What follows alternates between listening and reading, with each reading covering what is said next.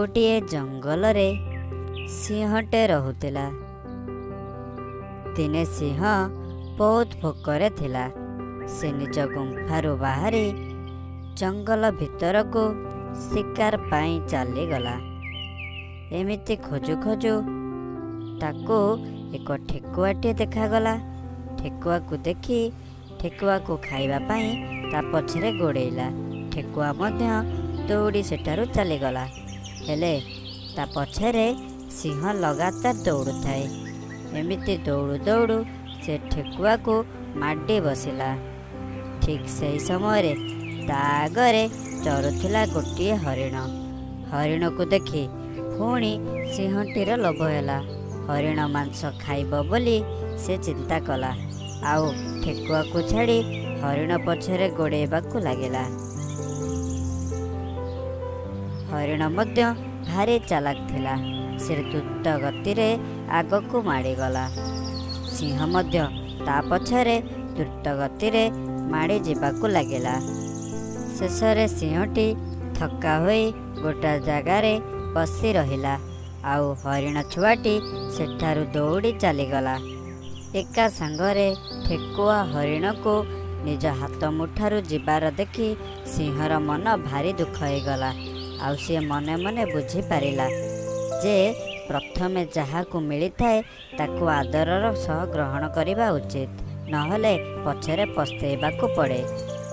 ଏହି କାହାଣୀରୁ ଆମକୁ ଏଇଆ ଜାଣିବାକୁ ମିଳିଲା ଯେ ସିଂହ ଯେପରି ନିଜ ହାତରେ ଥିବା ଖାଦ୍ୟକୁ ଛାଡ଼ିଦେଇ ଅନ୍ୟ ଖାଦ୍ୟକୁ ଆଶାରେ ଚାହିଁ ରହିଲା, ଶେଷରେ ତା ହାତରେ ଥିବା ଠେକୁଆ ମଧ୍ୟ ନିଜ ହାତରୁ ଖସିଗଲା।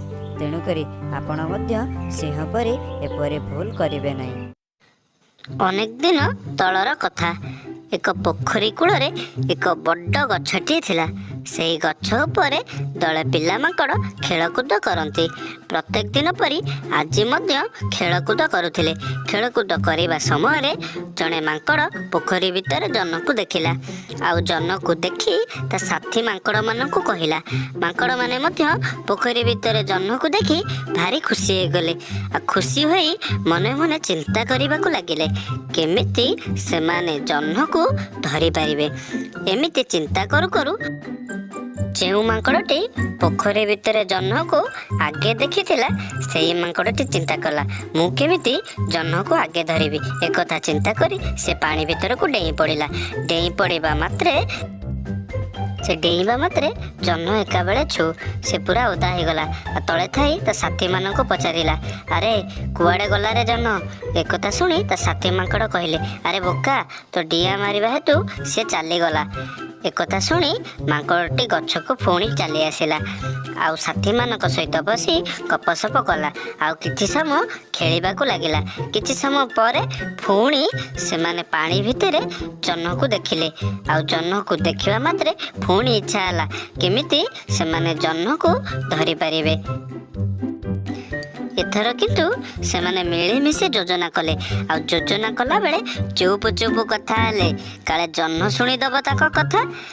ଚୁପ୍ ଚୁପ୍ କଥା ହୋଇ ସେମାନେ ଚିନ୍ତା କଲେ ଡାଳକୁ ଲଟକି ଜଣେ ଅନ୍ୟ ଜଣର ହାତ ଧରାଧରି ହୋଇ ଜହ୍ନକୁ ଧରିବେ।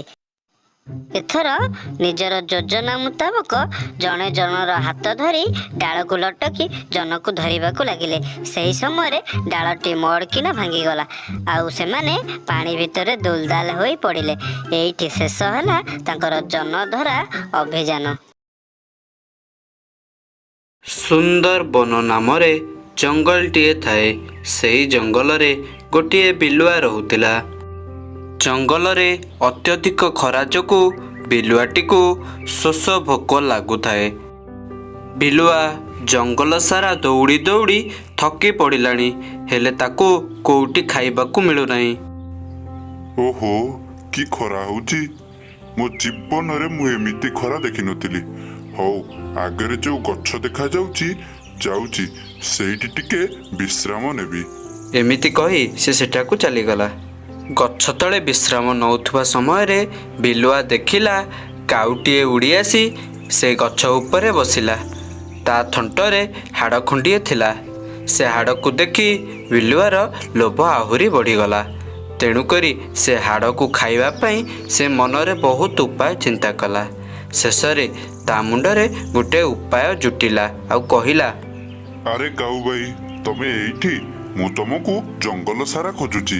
କାହିଁକି ନା ଆର ମାସ ପ୍ରଥମ ଦିନରେ ଏଇ ଜଙ୍ଗଲରେ ଗୋଟେ ପଶୁ ମେଳା ହେବ। ଆଉ ସେଇ ପଶୁ ମେଳାରେ ଗୋଟିଏ ଚଢ଼େଇ ଗୀତ ଗାଇବା ପାଇଁ ଦରକାର। ମୁଁ ଜଙ୍ଗଲ ସାରା ଶୁଣିଛି କୁଆଡ଼େ ତମେ ବହୁତ ଗୀତ ଭଲ ଗାଅ, ଆଉ ତମ ପରି କେହି ବି ଭଲ ଗୀତ ଗାଇପାରନ୍ତି ନାହିଁ। ମୁଁ ଠିକ୍ କହୁଛି ନା କାଉ ଭାଇ? କାଉ ବିଲୁଆଠୁ ନିଜ ପ୍ରଶଂସା ଶୁଣି ବେଶ ଖୁସି ହେଇଗଲା ଆଉ ମନେ ମନେ ମୁରୁକି ମୁରୁକି ହସିଲା।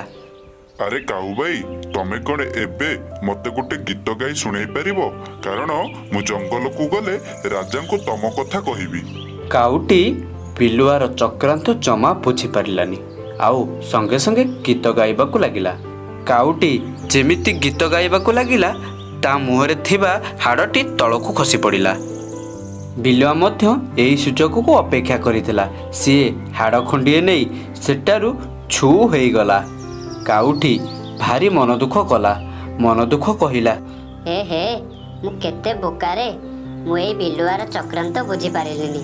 ମୁଁ ଯେମିତି ଗୀତ ଗାଇବାକୁ ଲାଗିଛି, ହାଡ଼ ପଡ଼ିବା ମାତ୍ରେ ସେ ନେଇକି ଏକାବେଳେ ଛୁ। ଦେଖିଲେ ତ ଆଜ୍ଞା, କେମିତି ବିଲୁଆ ନିଜ ବୁଦ୍ଧି ବଳରେ କାଉ ପାଖରେ ଥିବା ହାଡ଼କୁ ନେଇ ସେଠାରୁ ଚାଲିଗଲା।